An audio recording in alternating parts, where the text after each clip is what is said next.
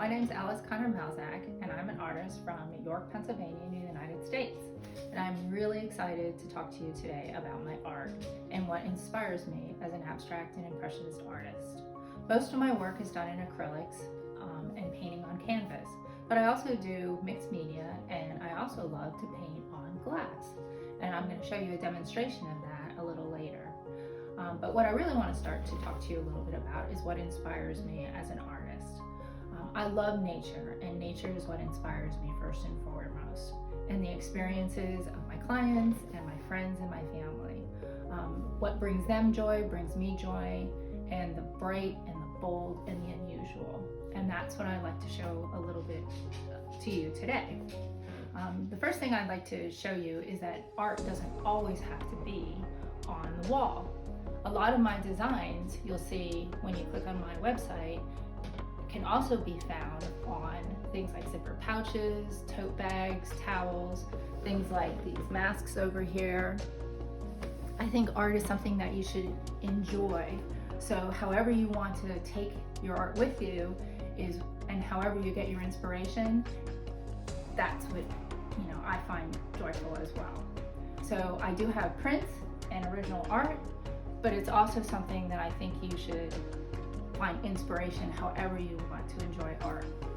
Let me talk a little bit about my original art though. I do have abstract and impressionist art, and I'll start a little bit with this first one. This is called Searching, and it's a mixed media piece. And this piece was inspired by all of those pictures that you see from NASA that they take for the very first time, planets and stars and the wonderful colors that we see. And what amazes me is here we are, and all we see is these little blinks from Earth and beautiful bursts of color that come back. And that's what Searching is all about. And again, it's acrylic with resin on top and a mixed media piece.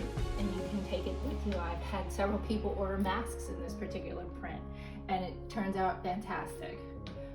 Another thing that I've done is all of my work proceeds to give back to the community go back to mental health organizations, because I'm a real big believer that we all need help sometimes, and whether or not we're dealing with trauma or anxiety or mental health depression, I really find that people that struggle, and I'm part of that group, the courage of people getting up every single day and just working through those issues and the stigma just inspires me. So I have a Mardi Gras series, and the bright piece over here to my left that you're looking at right now, and the zippered piece right here, which is another original painting that was put into a pouch, is part of the Mardi Gras series that is dedicated to people with mental health illnesses. And again, bright, bold, beautiful colors, because that courage just inspired me to paint this series. Another series of art is the colors of nature in flowers. And you're gonna see a lot of that when I show you some of my glassware. But this one was inspired by a training course that I took. And I started working with the poppies, and I just love the colors of the flowers, the oranges, the reds. And when you look at a flower, you sometimes see just one color, but there's so much in a field of flowers. And that you'll see a lot in my colors and my paintings, those bursts of bright colors. Another grouping that you'll see is things that were inspired from friends and family on their trips. These right here, these landscapes were inspired from, if you recognize them, Yellowstone and California. And I love the unusual perspectives, the textures, the perspectives of them. This particular one here, the Yellowstone, is very textured painting. It's not multimedia, but it's got a lot of textures associated with it. And again, these are prints that you can get on other things like masks and t-shirts and towels as well, if you don't want to put them on your wall. The one in the back is called The Fluff, and I just loved that picture of that bird after the rain. I love the motion of it, and that's what I was trying to capture. I also do abstracts, and you saw that in the Searching and some of the Mardi Gras pictures. And some other things that I do is alcohol ink. I love the flow of it, I love the colors, I love the glint and the texture of ink. And you'll see that as well in all of my work. And these are some more examples of the alcohol ink pictures and designs that you'll see. And they are also inspired by nature. The one in the back is called a trellis, and you'll see a rose coming across that particular design. Now I'd like to talk to you a little bit about my glassware. I love painting on glass. After all, wine goes with everything, right? But I love the inspiration of nature on glassware. And I've painted with your inspiration lots of different flowers as well as pets. So wine glasses, stems, toasting glasses, lots of different kinds of designs, beer glasses. But glass is very different than painting on canvas, very different than inks, and very different than a lot of the other media. So what I'd like to do is demonstrate for you. Hi, welcome to my studio. It's a little messy, I know, so you'll just have to ignore that. But I'd like to do a little bit of a demonstration on how to paint on glass, just in case you want to try it. This is an example of some of my work. I love to paint animals, your favorite furry pet, on glass. But it is a challenge. It is not like painting on other canvases or with other media. So it does take a little bit of getting used to, and I wanted to show you a little bit about how it's done. The first thing is, I have a book of inspiration, and I would suggest that you do that too.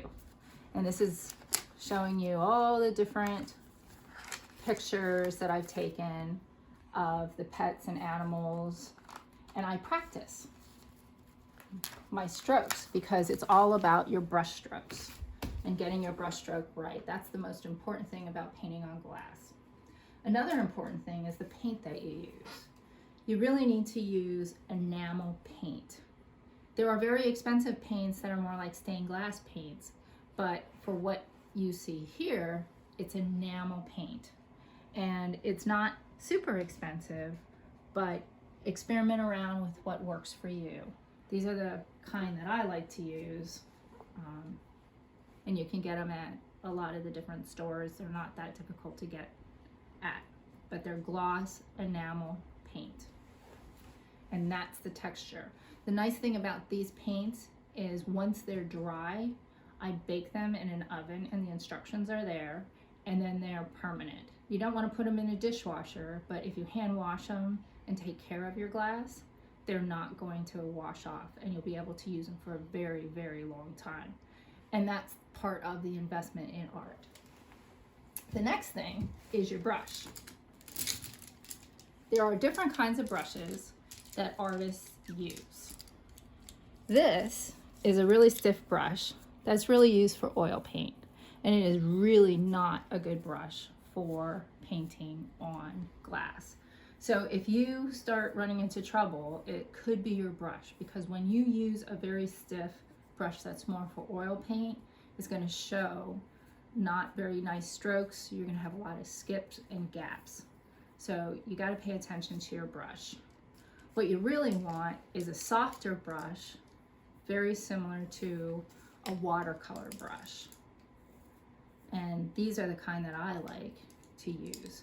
And they don't have to be very expensive. You'll see me in paint. If you ever see me in a craft store or an artist store, you'll see me spending a lot of time feeling brushes.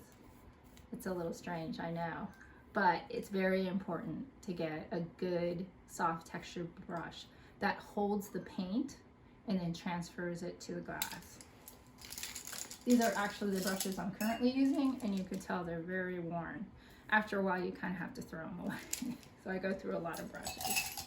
And I also use a lot of teeny tiny brushes like this for all of this detail work that I do for the animals in particular. The other thing is it takes many, many layers to do painting on glass. And this just gives you an idea. The first layer for our dog that I had done for our client, it doesn't really look like much. It's almost like the back painting, an underpainting they call it for a canvas. This is the middle layers, and you can see how it's starting to take form. until finally you have enough paint on it so that it's starting to take shape. And this is where I start using all the fine little brushes to start putting in the character of the animal. So that's why it takes quite a bit of time, because you have to let all of these layers dry in between. So if you decide that you want to paint on glass, you may not want to be this ambitious, but don't get discouraged if you have to put on a couple layers. So my recommendation, by the way, these are the brushes that I use. One Stroke Folk Art. And those are also some of the paints I use, the Deco and the One Stroke. I'll show you another glass. This is just one with some flowers on it. Someone wanted to have a commemoration of a graduation with all of her friends. So what I do is very custom, and that's part of the fun. It's really easy. You just email your vision and we work together on it. So just to give you a little demonstration, you load the brush. First, before I forget, make sure you clean it with alcohol, which I did, because you need to make sure your glass is really, really clean. So you can load your brush. And what's a little bit different is you want to make sure that you get a lot of paint on your brush. When you're working with a canvas, you tend to work with the front of your brush. When you're working with glass, you work with your full brush. And you can see that I'm kind of wiping some of it away. And I'm actually going to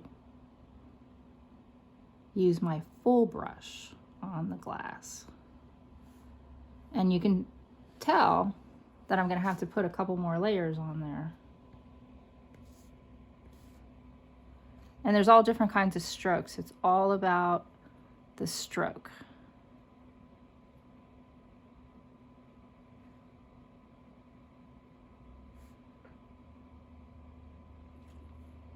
You can do all different kinds of flowers, leaves.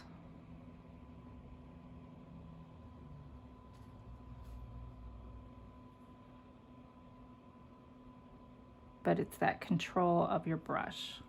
So that's one of the reasons why I suggested that you practice on paper before you practice on glass. But have a lot of fun with it. Try it. And if you check out my website, you can see lots of different examples. Hopefully you'll find something that inspires you, and maybe we'll collaborate on something. So thanks for listening, and hope to hear from you soon. Thanks.